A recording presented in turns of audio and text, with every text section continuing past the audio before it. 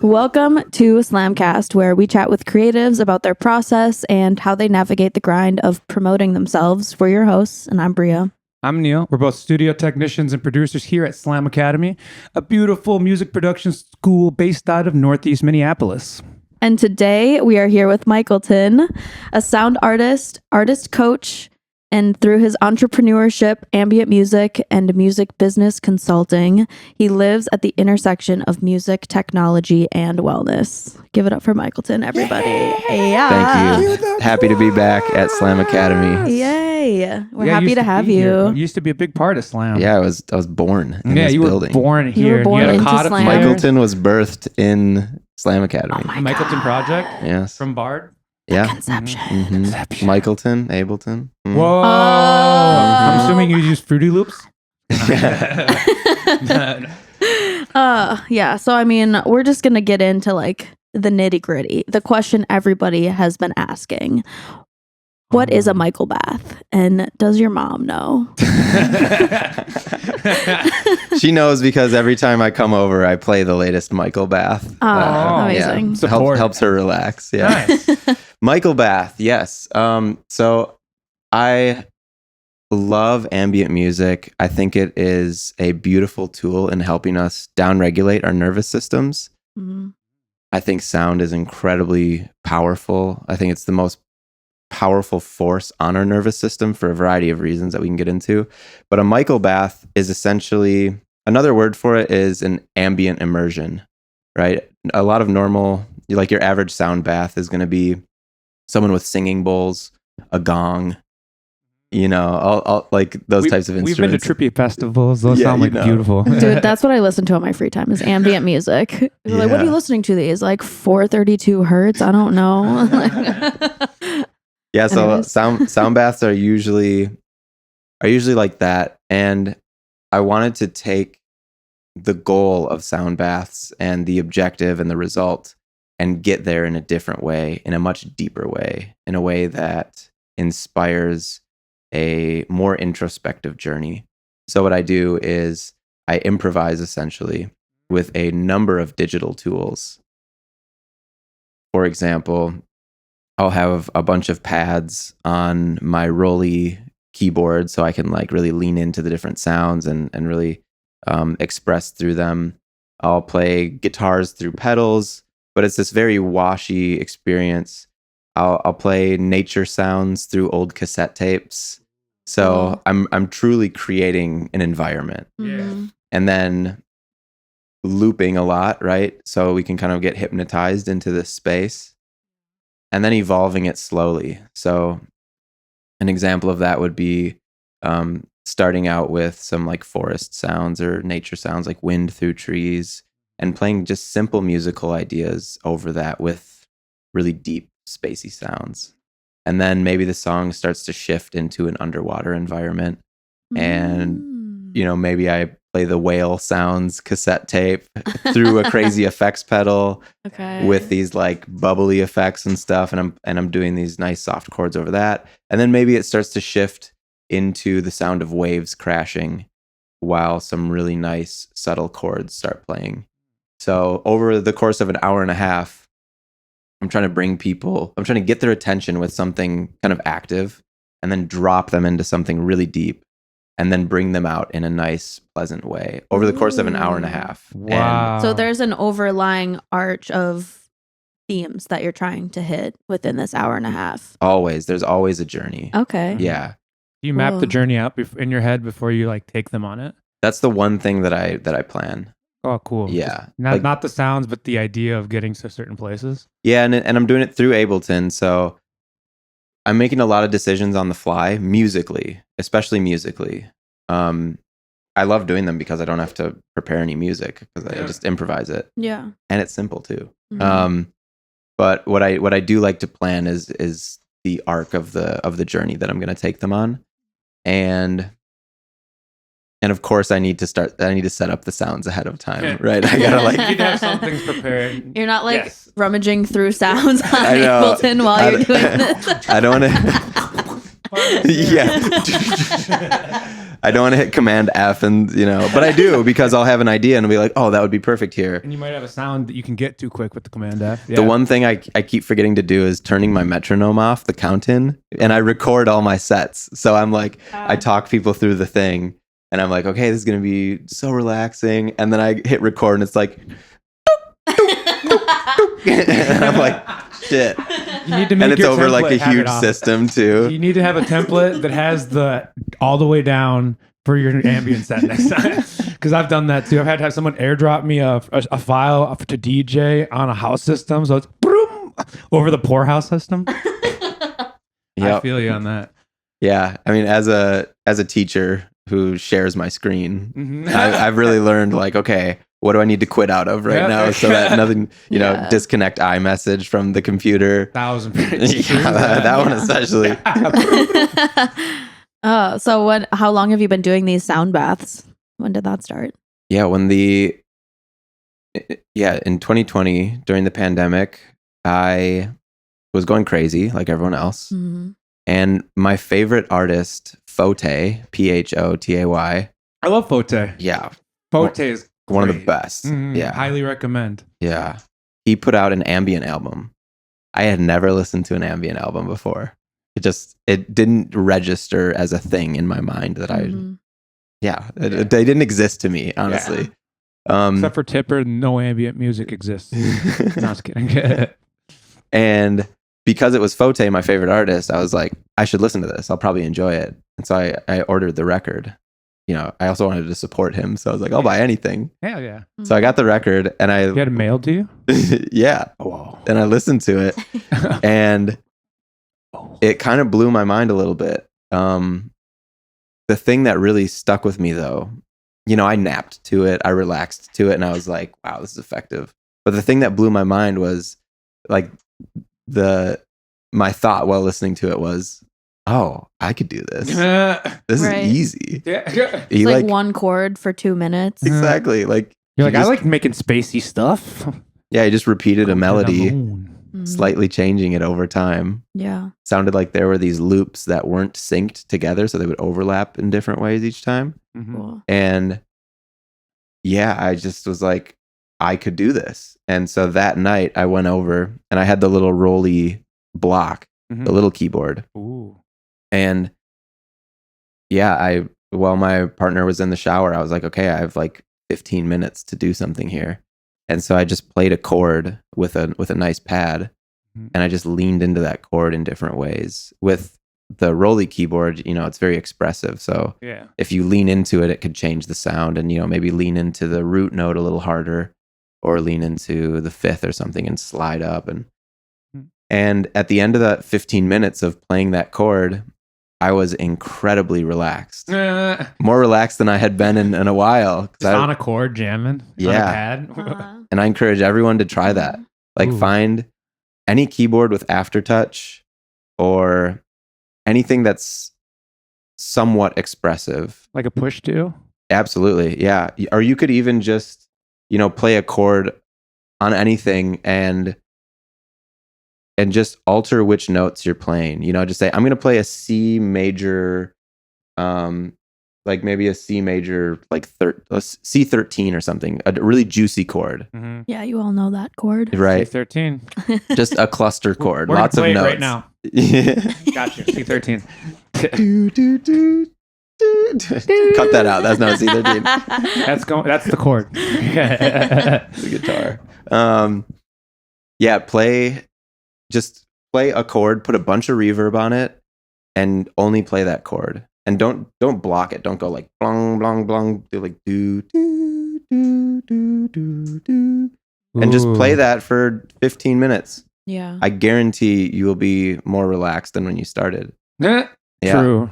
And I feel like that's a good tip Grounding. for new sound designers too, or somebody just dipping their toes into making music, is to start with an ambient song because there's so little sounds going on. It's just how they're moving. Exactly. So maybe that's the key. Yeah. It's so accessible. It's not about the notes, really. Yeah. In fact, I've learned a lot of like rules because I've from an academic perspective and a technological perspective, I've been very obsessed with finding the perfect formula for music that helps people relax. Mm-hmm. And music isn't really part of that formula. In fact, understanding how music works helps you avoid putting too much music into ambient music. Oh, dang. Mm. Yeah, There's Yeah. too many notes going on, guys. it's about the sound and the Yeah. environment, and that plays into how our nervous systems evolved. So chords equal emotion, right? That's how you infuse emotion into music. They evoke emotion. So if you're trying to help someone relax, you probably don't want to be, Evoking too much emotion. yeah, you don't want to influence how they're feeling in that state. Mm-hmm. You want to give them a space to explore their own feelings. Mm. The only time I worry about that is if I'm putting together an ambient EP or an ambient experience, I'll end on a positive note so that they're coming out of it Yeah. Yeah, to a sunrise, that's good. Yeah. That's good. So that's when I like to use chords intentionally. Mm-hmm. So there's like musical neutrality that you want to approach with ambient music. Now, of course, there's dark ambient music, there's happy ambient music, of course. Mhm. But the type of stuff that I'm trying to make is to help people go within themselves and heal themselves and relax and meditate. Sounds amazing. That sounds Yeah. amazing. With the intent you're coming at it too. We were listening to some of the Acorn session right there. It was sounding. It's not. I saw it on Dude, it sounds Instagram. so That's cool. so cool. Thank How does you. somebody sign up for that? Like, how is it a paid thing, or is it just first come first serve? Yeah. Being Yeah. a part of that experience. Yeah. My friend Ash, she built a geodesic dome in her backyard Whoa. a few blocks from here, Whoa. actually. Oh my That's awesome. God, we're Yeah. going on a Yeah. tour right now. So- Just kidding. So if you follow me, Michaelton.wave on Instagram, Mhm. you can check out you can sign up for my email newsletter, and that's where I announce those. Oh, cool. You can also follow Acorn Sessions, and that is the place that hosts these events. They also host a lot of just like sacred sound and a wide variety of amazing and deep experiences within that space. It's a very intentional and beautiful space. That's so cool. It looks Yeah. really dope. And yeah, we usually operate on like a sliding scale. I fit like 38 people in there for a show once, Dang. and that was at capacity for sure. Yeah. So, we usually like to have 15 to 20 or something like that. Keep the And space just a little more yeah. fluid. So Relax. the mycobaths are interesting because I'm inviting musicians in. So I'm kind of breaking my own rule of like, especially with the last one, because I had a jazz pianist, Kavyesh Kaviraj, Mm. and he added a lot of emotion to it, which was beautiful. So this was a Yeah. little more like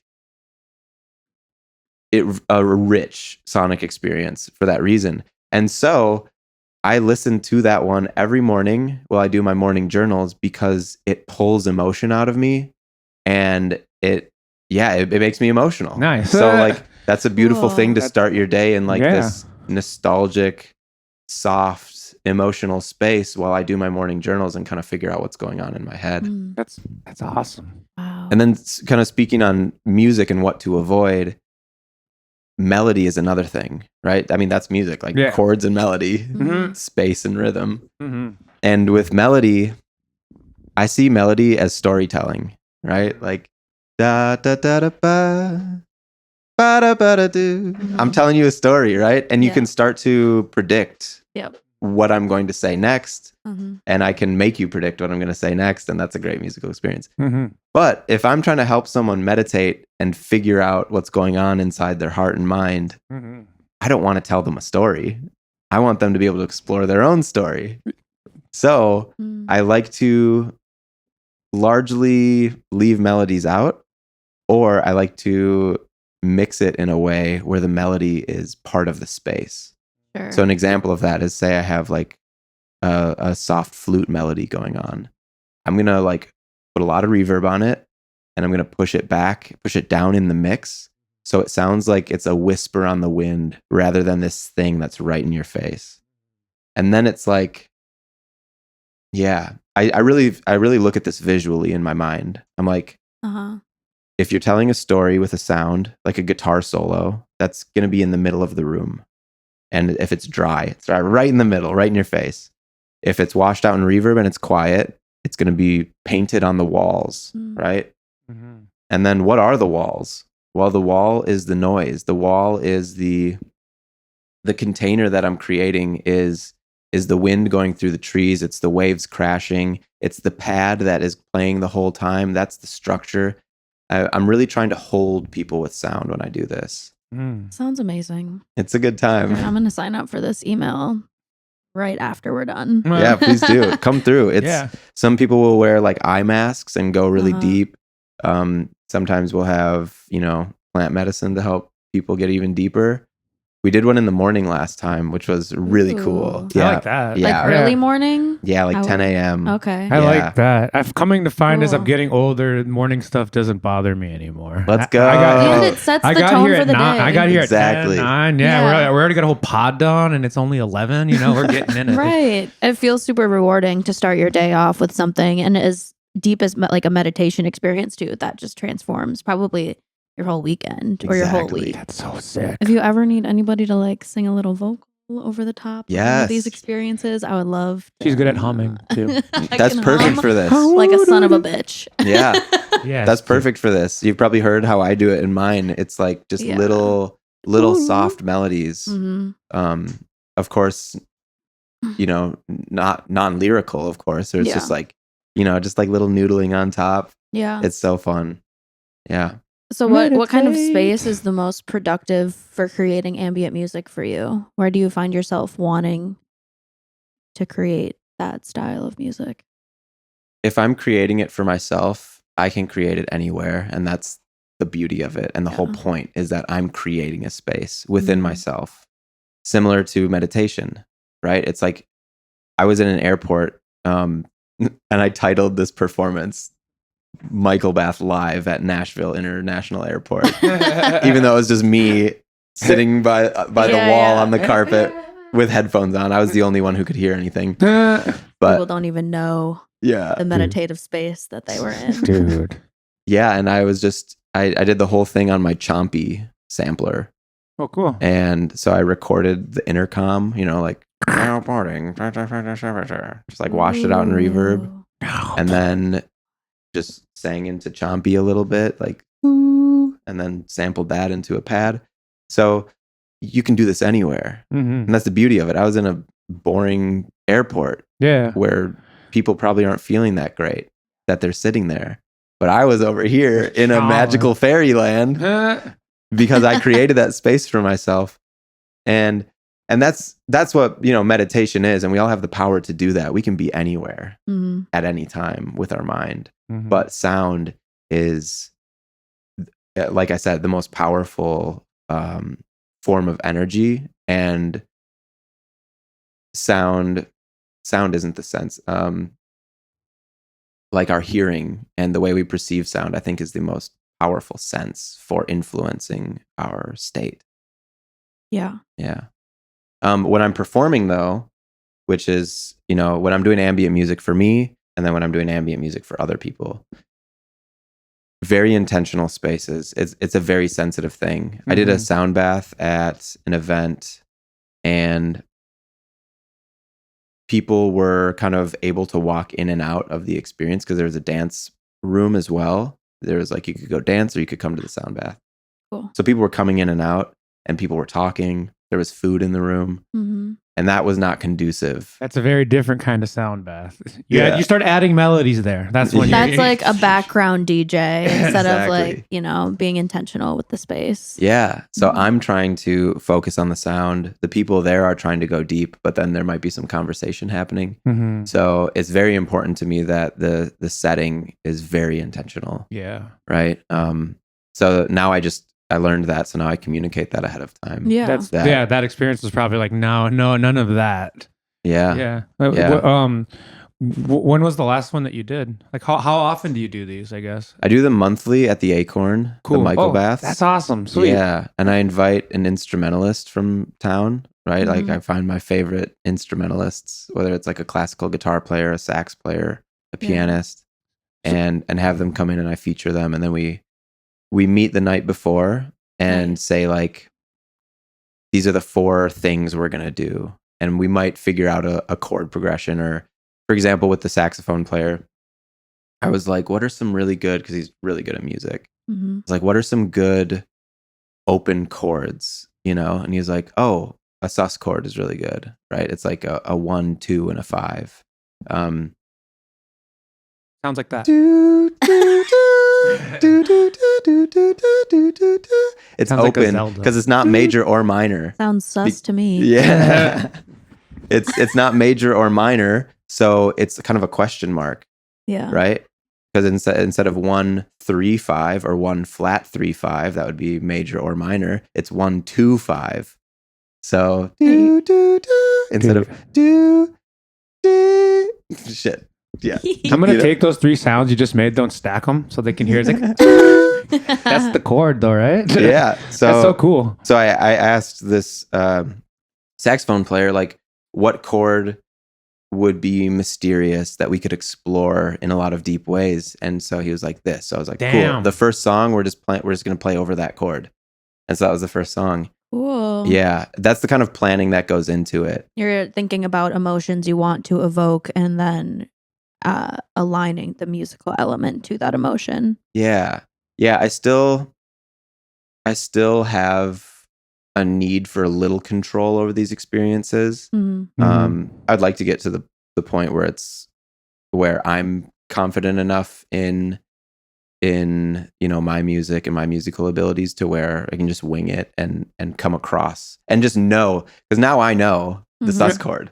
Sure. Yeah. Now I know what that does because I learned through that experience. Yeah. But I still like to get together with the artist. It helps them go into it more relaxed, and it helps me go into it more relaxed. Of course. Yeah. It's not about us, it's about creating an experience for other people. So Yeah. the prep is important there, I found. How long And is the prep? You go ahead. I was going to say it probably helps you translate the feeling of calmness when you, as a musician, are actually calm. That's so funny. Too. Mhm. Getting there not stressed out probably helps out a lot. Oh, that's happened so many Yeah. times. And it's still a meditative gigs- experience for you, I'm sure, too. Yeah. So to practice once. I probably benefit from it the most out of anyone in that Yeah. room, because I'm the one channeling it, Right. But yeah, gigs are stressful. Like Mhm. there's a lot going into it. It's like, oh, will my best friend show up? They haven't hit me up yet. What if they're late? They're always late. Yeah. So there's all these things that are going on. Yeah. I've done 3 or 4 of them now, and it's been a really good learning experience. I've grown a lot each time, because now I go into them just like totally zen, because I relinquish all need to control. I do the proper prep in time. The first one I did was so stressful. It was like a snowstorm. Mhm. I was helping someone, their car was getting towed. So I was like max stress mode literally until the show. So I showed up super stressed, had a good cry on the way, and by the end of it, I'm always like, wow, none of that mattered, Yeah. So it gets easier each time, doing shows, doing anything that you haven't done before. You just need to go into it with the understanding that the first time is going to suck a little bit. Yeah. The second time is going to suck a little less. Yeah. Mhm. And the third time might actually go pretty well. Yeah. You might know what you're doing. And then the 10th time, it's going to throw you through a loop, and you're going to have to start that process all over again. Yeah. Probably, because you're on to the next thing. Yeah. No. Or you'll hit the curveball out of the park because you know how to handle the unexpected. Yeah. Mhm. I just did and it's good to remember these things, because I just did an interview at my work for my boss. Like, we did a social media campaign for like, let's ask the CEO questions that our users have for our app. Mm-hmm. And I've done a lot of these now. So there's a script, right? There's, what are the video angles going to be? I mean, you two have probably experienced the exact same thing. Sounds similar. Yeah. And it's like, what about the audio? What about this? And Yeah. I've done it enough times now where I'm like, I know what I need to prepare, which is very little. Mhm. And I know that I will be able to figure everything else out on the spot, because I need to figure it out on the spot. I can't why would I waste energy thinking about the camera angle when I'm not in the room? Yeah. You know, or why Yeah. would I worry about how this question is worded when I'm not standing there able to think how this is going to come off on camera? So I knew, like, yeah, we'll figure out all the questions on the spot. We'll do this on the spot, everything on the spot. I forgot, though, that maybe the person I was interviewing isn't as relaxed. Maybe they need the script. Yeah. Maybe they need the step-by-step breakdown. Mm-hmm. Some people ask us what we might be going over a lot sooner than, like, some people just walk in and be like, hey, I just got here. And other people are like, hey, what are we going to talk about? Do you have a list of questions and stuff? So I can see the difference of how just depends on who it is and how how free they feel about the situation. And their experience with it all too. Mm-hmm. Yeah. I mean, I feel like that's kind of a good pivot point to talking about artist blocks, because that's something that you talk a lot about on your social media. And I think that's a really important topic for this audience specifically, because there are a lot of like anxiety blocks out there. And what's the most common theme that you see around the artist block, and how do you help people through that? Yeah. First of all, I have been focusing on this so much because I was one of the most blocked artists that I knew. In fact, I would consider myself to be a blocked artist for the last 12 years. And that's how long I've been making music. Oh, dang. Yeah. And I just broke through like this month. Cool. When I met you, you had a laptop that was full of amazing music, and you're like, I'm scared to put any of this out. I'm like, you're already there, dog. Yep. So yeah, now that you've experienced, you're like, now even, I don't know how long it's been since we've like you're in the slam community, we're hanging out all the time. But now it seems like you're like found your own new path, and it's going really well, and you're, I guess, more confident with it too. So yeah. So I've been doing this because I learned through teaching. So diving into the information around artist blocks, reading The Artist's Way, doing that curriculum, reading The War of Art by Stephen Pressfield, The Artist's Way, Julia Cameron. By reading these things, I find it hard to just go through that experience alone. I love doing this in community. So I created an Instagram like DM, this group DM, and I just said, hey, anyone else who's reading this book right now, come join this group and let's talk about it. Let's go through this together. yeah. 20 people joined just in Minneapolis. Cool. Yeah, like everyone was going through it, and they were also all reading the book. Whoa. Yeah. This was just through Instagram direct messages. You just created like. Yeah, I put it out on my group. story. I was like, hey, is anyone else reading this book Whoa. right now? And all of my friends were Cool. a bunch of strangers I didn't meet. People were like, hey, my friend is, can they join too? And yeah, it's been great. Everyone, we just talk about the experience, and we talk about, hey, is anyone else on week 4 right now? What does this part mean? What book was that again? The Artist's Way. The Artist's Way. Yeah, Spiritual Guide to Higher Creativity by Julia Cameron. Cool. Ooh. Yeah. We'll put that on the screen. Yeah, it's basically a 12-week curriculum that helps artists become unblocked by approaching music, art as a creativity as a spiritual practice, right? Ooh. I was created by Creator. Creativity is the natural motion of the universe. I am just a vehicle for that. Oh my God. Right? So it's not up to me what gets expressed through me. It's my job to open up as a vehicle and allow what needs to be expressed through me. That's what being an artist is all about in my mind. Whoa. And I've learned through this as well. So some common patterns I've noticed. It just all boils down to fear and vulnerability. Yeah. Yeah. A lot of us went through experiences when we were younger that were traumatic or highly stressful or overwhelming. And our brains reacted to that by creating blocks, right? If I tried to sing in front of my class as a freshman in high school and my voice cracked and everyone laughed. Yep. That's incredibly threatening to my animalistic desire to belong to community. And my brain now is going to do everything it can to protect me from a similar situation. Mhm. Right? Yeah. Another example, maybe I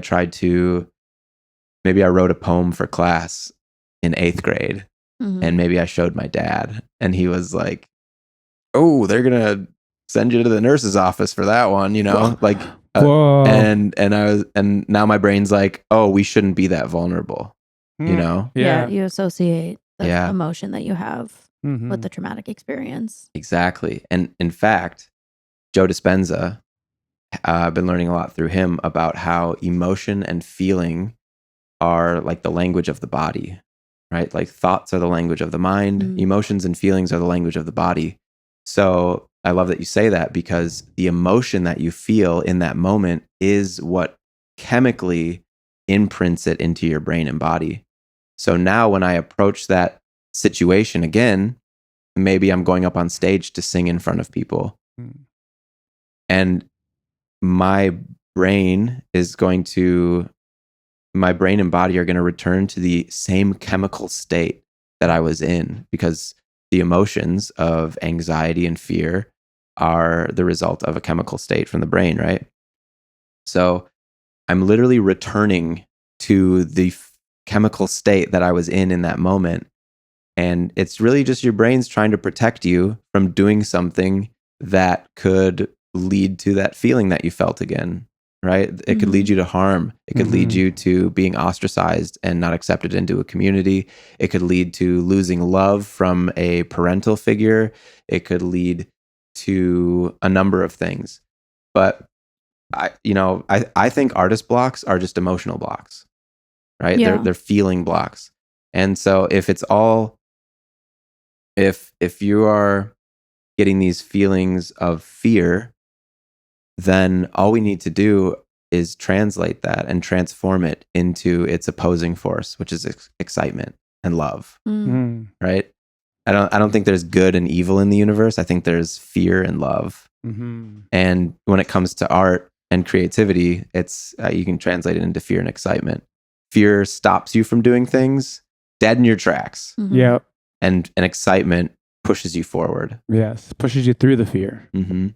So Joe Dispenza talks about this thing you can do called like mental rehearsal, where if you kind of meditate on a scenario, let's say not even creativity related, say you're nervous to talk to your boss because they're an authority figure, right? Yeah. And you always kind of clam up in front of them, and then you say something dumb, and then you're like, why? He probably thinks I'm an idiot. I'll never get that promotion. Never. All you have to do is put on a Michael bath. No, put on some is meditate and really go into that moment in your mind and rehearse it. But you're not rehearsing, here's what I will say, here's what I'll do. You rehearse how you'll feel. Yeah. So Yeah. so you rehearse the feeling and you feel it in your body of excitement, of confidence. Yeah. And you're going to start to rewire your brain. So I started doing that. I tested that, again, not even in a creative space. I tested it in a relationship situation. I've been dating recently, and I recognize that I have like a fear of rejection, and it causes me to stay in situations that I shouldn't be, all these types of things. And I knew that a conversation was coming up soon where this person might not want to continue a relationship. There wasn't full alignment. Yeah. And so I was thinking, how can I prepare for this so that I do what's best for me and this other person? And so I was like, how do I reframe this feeling? Like, if someone is telling me, hey, this isn't working out, I could take that as I'm being rejected. Oh, I'm not worthy.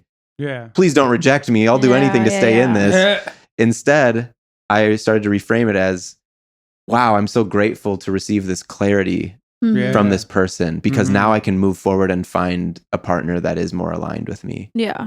And so it wasn't just like that insight. It was like feeling gratitude around this thing. And then when that conversation came up, I was able to even express my gratitude rather than feeling rejected and stuff. Yeah. Flipped it on its head. So then I finally brought that into music making, and we all have our own scenario. We avoid the thing all day. We make a million excuses, and then we finally run out of excuses. Yeah. And then we finally sit down at the computer and it feels like the world is ending. Yeah.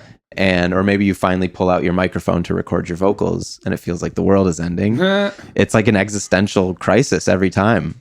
And so I started to rehearse for that moment. And I was trying to draw this grateful, excited energy from somewhere.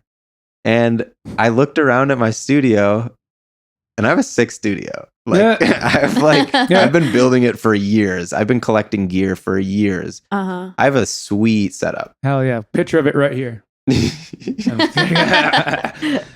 So I thought back to when I first came to Slam Academy, when I started making electronic music, when I was in school, in college, and every day I would sit in my stupid class that I didn't want to be in, and I would think about, dang, all I want is to make music every day for my career, for my life. That's all I want. All I want is a nice, cozy studio where I get to create music. And I tapped into that feeling. I returned back into that past version of myself. And I thought, what would he think about where I'm at right now? And I was like flooded with this gratitude and excitement that I had at that time. And I brought that into my current body. And it helped me push through when I would normally experience a block. Oh. Yeah. So gratitude. It's amazing, right? Bringing all of that into full circle and hearing what professionals are talking about in that field, including you too, because I feel like you're in that realm of experience and you know the words to formulate that feeling and emotion behind what your body is feeling. I understand it completely now, because before I was just like, oh, just fake it until you make it, is basically what I tell myself. Yeah. Even with confidence on like talking on a podcast.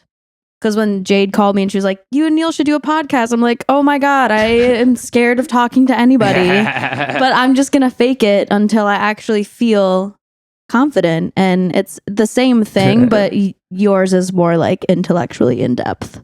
Yeah. I'm obsessed with like finding because I need to communicate these ideas to multiple people. I work a lot in the spiritual community, the wellness community. So I'll talk about energy in that space. I'll talk about transforming energy and accessing your feminine and masculine energy, right? You speak the language to the person you're communicating with. In an academic space, I need to be using academic language. So I'm often speaking from a neuroscientific, physiological, psychological perspective.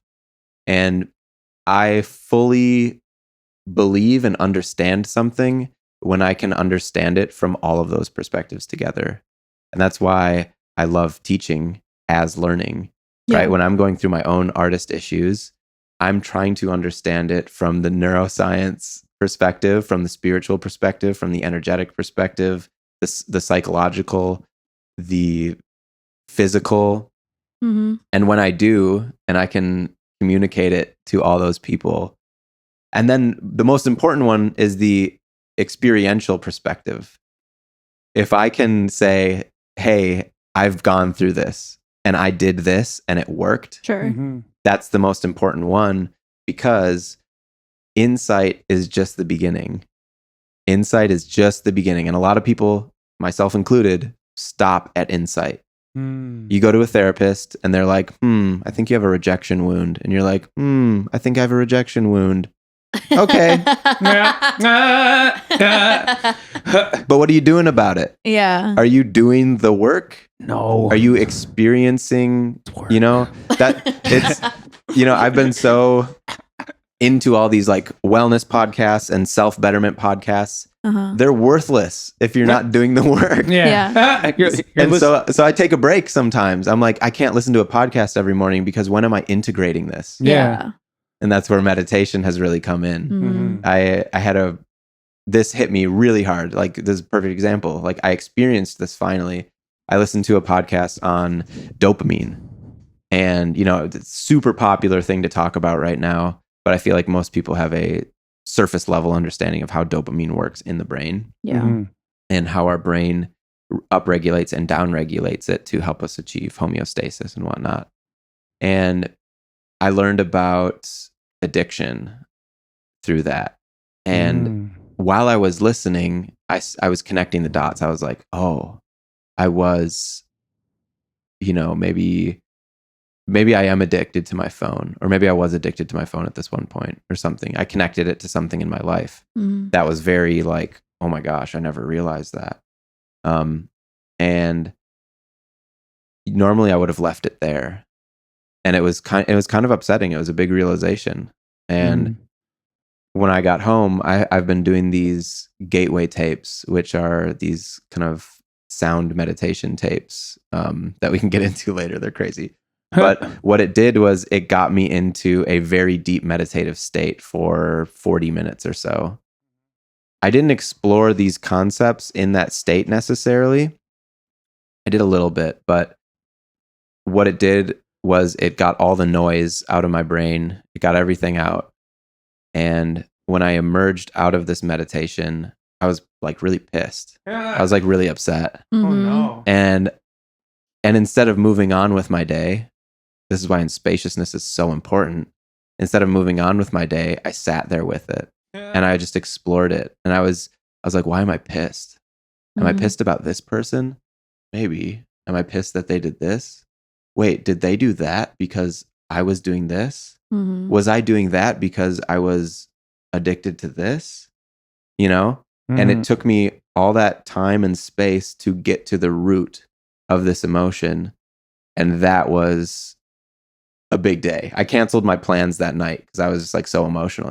I had such a big realization that like this behavioral pattern that I was exhibiting had damaged multiple relationships that I had been in. Yeah. And I was the source of that damage and harm in those relationships. And it all came from learning about how my brain works, connecting it to how I was acting as a younger adult, or as like a teenager, honestly. And then clearing out my mind and taking the time to then like integrate that and apply that and then feel it out. Yeah. That took a whole evening. Yeah. And I don't normally do that. I'm usually like, what are we doing? Yeah. And I had to like, He had to cancel a mic bath. yeah, I had to give himself one. I didn't go out that night, Yeah. It's so hard to sit with yourself and then get to the root cause of whatever you're feeling and actually feel it and make a change from that feeling. Because it's so easy to just be like, this is that person's fault. I only did that because that was in my way or whatever. And I didn't do anything today because I just like didn't feel like it. And that's okay. You have to sit with yourself for a long time to actually get to your feelings. Absolutely. What's the vibe like when you're meditating? Do you do breath work? Do you listen to a guided meditation? Are you listening to ambient music? I nap like I do. You lay down? We'll get into this, but I'm actually developing products like apps and hardware that can help people get into this through sound and stuff. We'll get into that. But what I do, because I've always been just riddled with ADHD. Hardcore. I finally reached after 30 years, I finally reached a like perfect solution with medicine and stuff. So I'm like, finally feel like I have a normal brain finally. Congratulations. Thank you. It's like one of the biggest things that's ever happened to me. I've never been able to meditate. Like, are you kidding me? Sit still. So naturally sound has been my vehicle, and I started using these gateway tapes because in the 80s this dude named Bob Monroe from the Monroe Institute, they did a lot of exploration into consciousness and the famous LSD. For real. The famous thing is that the CIA hired him to. Is he the one that fucked up Charles Manson or whatever? I don't know. I'll look into that. Fact check right there. Yeah. Picture of him right there. So Anyways, sorry. essentially, This is the guy who invented binaural beats, Ooh. which is when you play Ooh. one frequency in one ear and one frequency in the other ear, and your brain perceives the difference. So if you do 10 hertz in your right ear, 7 hertz in your left ear, your brain is going to hear 3 hertz Ooh. as like a pulse and wave. Whoa. That's what binaural beats are. He came up with that, and he realized that when you do that, you actually achieve brain hemisphere synchronization. So your brain hemispheres synchronize because they're Whoa. usually not in sync. Sure, like left brain, right brain. Yeah, like Okay. you're I don't know this exactly, but like you're one of your hemispheres kind of interprets things and Mhm. reasons them, and then the other one then deals with the result of that. Okay. So when you're hypnotizing someone, you are basically shutting down the part of their brain that filters information. And that's kind of what's happening here too. Okay. But this guy, through experimenting with sound and consciousness, realized that through sound, he could make the hemispheres sync up, which allows someone to essentially leave their body, Oh, dang. astral project, Whoa. remote view. Oh. So the CIA spent so much money on studying this for obvious and nefarious reasons, right? They want mind control. They want a Yeah. remote Yeah, yeah. view into, the Mhm. Kremlin. I don't know. Yeah. So Yeah, there's people in the CIAs whose jobs were to meditate into other rooms. I walked to my buddy's house and he was watching a podcast of a guy that did that. So interesting they were just talking about it now. 'Cause I Yeah. bet you that guy was talking about stuff like that. He was Yeah. old. That's wild. yeah, the Monroe Institute, they did the it's called the Hemisync Gateway Experience. And I think the CIA then just studied that and then wrote a really deep report on how human consciousness works. So it's going around the internet a lot right now. Mhm. But I dove into it because it was really interesting to me, and I wanted to try to do this stuff. Is that what those tapes Yes, Like the a Gateway Gateway? tapes. are? Yeah. Yep. So it's him. Ooh. Here, let me play one real Yeah, quick. yeah. Play it while we're talking. Dude, what if I just go full It takes a bit. zombie mode? These tapes are made in the 80s. So if you're into sound, you just And do they have like a tape effect on them and stuff? Like they sound they're old. so deliciously saturated. Fuck yeah. Like just Like a radio playing. his voice too. This is the first step of your gateway. Gateway beyond which is discovery. Own discovery of reality.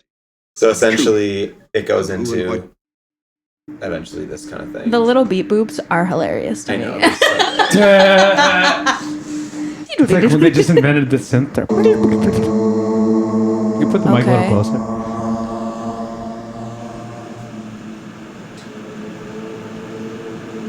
Breathe normally now and relax. Breathe normally and relax. He has a very soothing voice. Yeah. So soothing. And so he kind of teaches you how to get into these different states, which a lot of guided meditations do in different ways. Mhm. This was Like a Winhoff. exactly. So it's like you start out by accessing like your energy conversion box, right? Which is basically like, hey, put everything that's on your mind right now into a box and close the lid and push it away. Mm. So it's a really useful way to clear your mind. Yeah. And it's really effective too. So that's how you start, is your energy conversion box. And then you what's it called? Then you're like accessing your energy field, right? Like as you breathe in, you feel the energy go up from your feet up into your mind and your brain as it swirls around. And then you create your energy field. So it's all these ways of visualizing this. And then you can get into what's called focus 10, which is a state where your body is asleep, but your mind is still awake. Ooh. And then focus 1 is where you're in your body again. Whoa. So these are all within the first few tapes. You learn how to turn your body off and keep your mind awake. And what that allows you to do is then access your subconscious Ooh. consciously, which is a what a lot of meditation, Yeah. does too. And I'm still only on this first section, but Is this just on YouTube? it's on the internet. You can download it. I can share it with you too. Okay. But Link yeah, it- I've like link the in the bio? the we'll just FLAC link it files. below for people. Yeah. I personally Yeah, you would have a love lot of to really get. cool stuff that if anyone likes this episode, we'll definitely try to tag it and link it because it'd be really cool to get more people on your mailing list and also see access to Yeah. these tapes because this Yeah. this is a very good app, man. Yeah, Mhm. thanks. We're learning a lot about going deep with sound. Yeah. What was the original question with this? It was like, how do I meditate?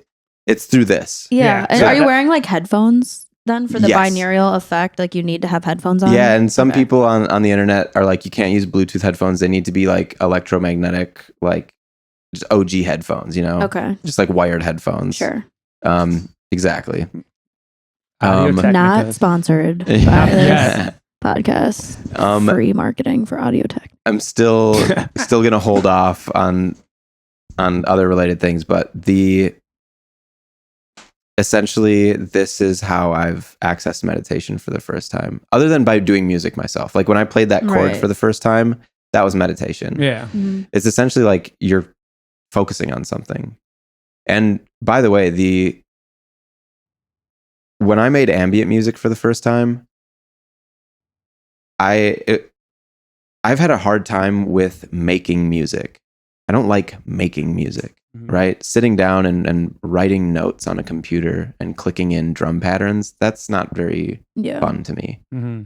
And that's why I was like, I want to be a music person, but I'm not enjoying this. It wasn't until I got a Rolly keyboard Yeah. that I could actually express through.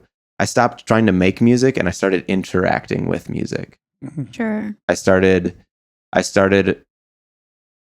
accessing it through like a phenomenological approach where I, as a phenomenon, am interacting with music, which is a phenomenon, and we together are creating something.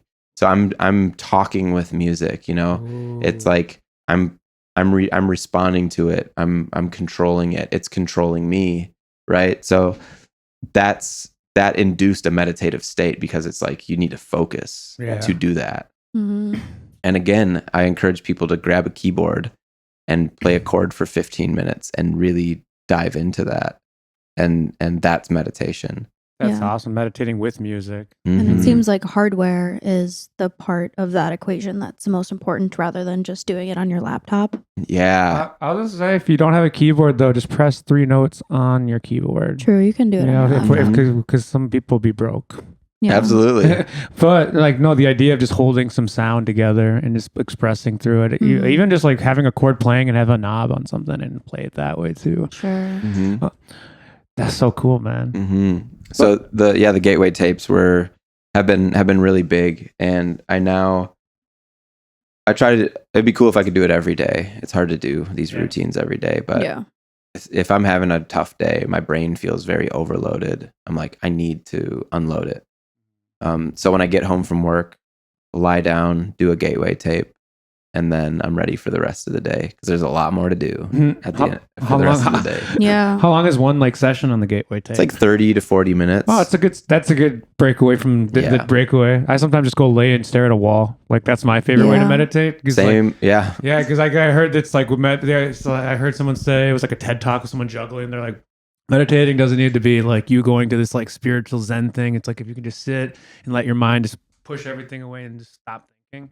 I just do that for like 20 minutes, sometimes in my car before work, just because I don't want to think anymore. Huge. Yeah, just to reconnect your brain into not whatever you're thinking before. But what meditating isn't and what relaxing isn't is going on your phone. I was No. just going to say And the watching scrolling things. has replaced a lot of the intentional Space. reset of It's the terrible. human body. Yeah. Social Yes. media is literally like killing our brains. It's making us a blob of Absolutely. society. My favorite episode of the Huberman Lab podcast was with Dr. James Hollis, who is like the best therapist in the world. He's in his 80s, so he's Okay. just so experienced and Yeah. he's got that grandpa voice. Just so good. Mm-hmm. It's all about finding your purpose, but he talks about the importance of, Huberman, of course, is looking for a protocol. He's like, what can people do? Yeah. Give me a step-by-step thing to Right. find your purpose and Yeah. live a better life.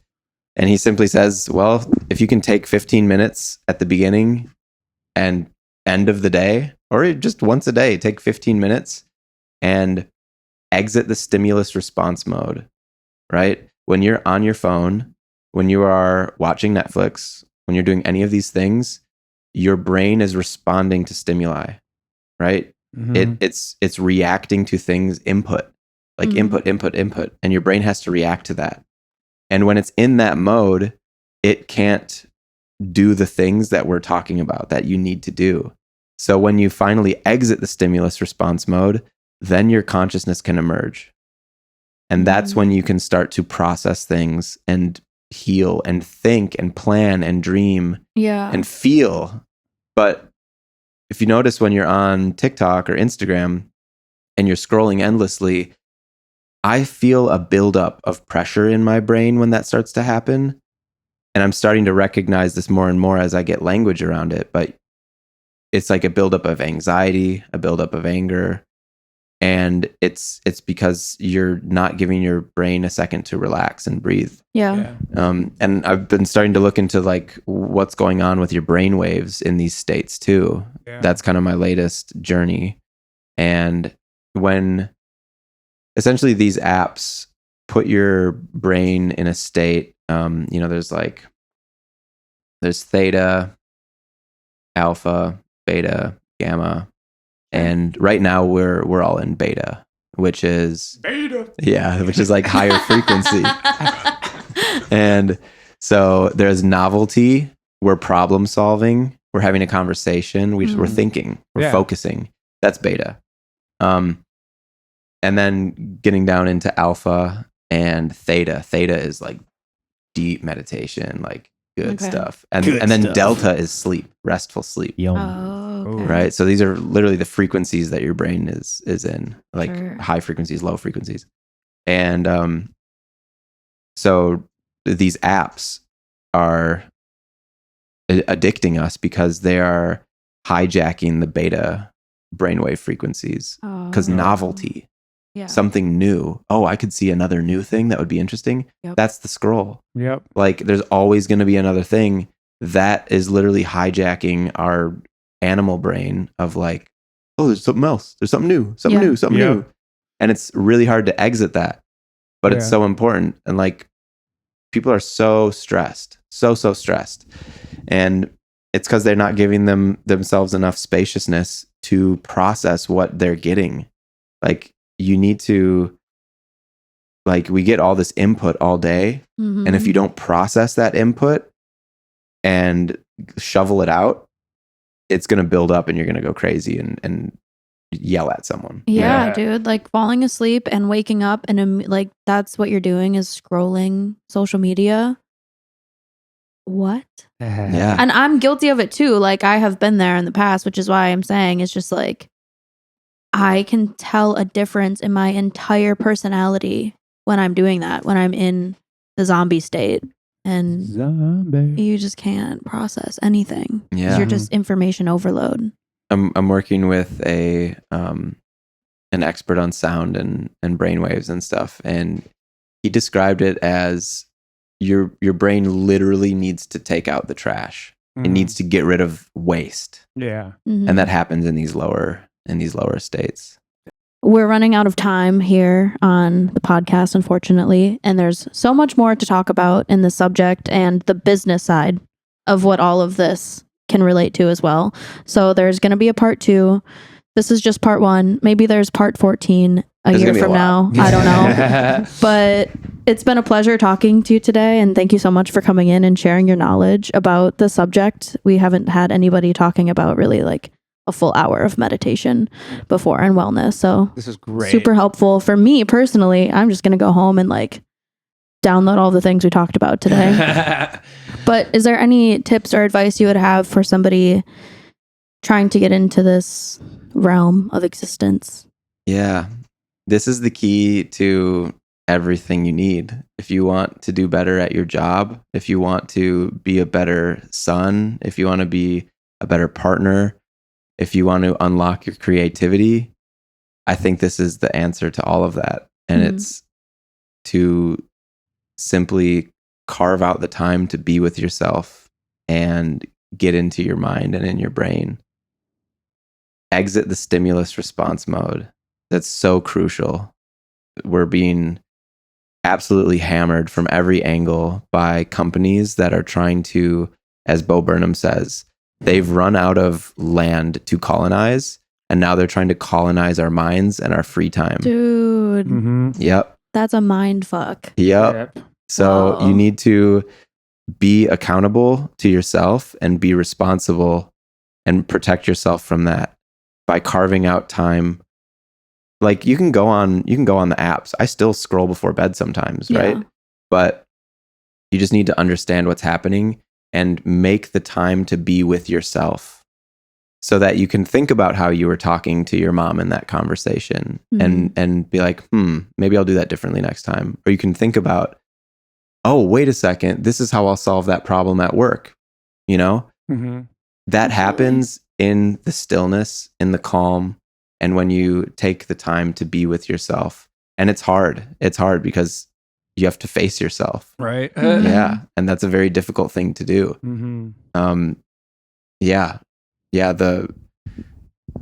There's just so much external stuff that we have to ignore in order to be with ourselves.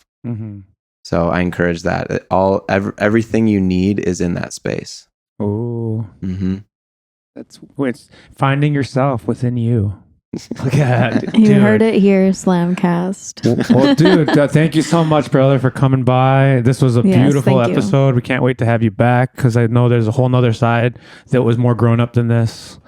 With nerdy. When I say grown up, I talk about numbers. Talking about money, baby. Money, baby. We appreciate you, and I hope you have a wonderful rest of your week. This episode will be out in probably about 2 months. Excellent. Yeah. Thank you so much. My pleasure. Follow Thanks him for on having me. Instagram, everybody, Michaelton.wave. That's right. All the links to everything you said in the bio. Shout out to Slam. Bye.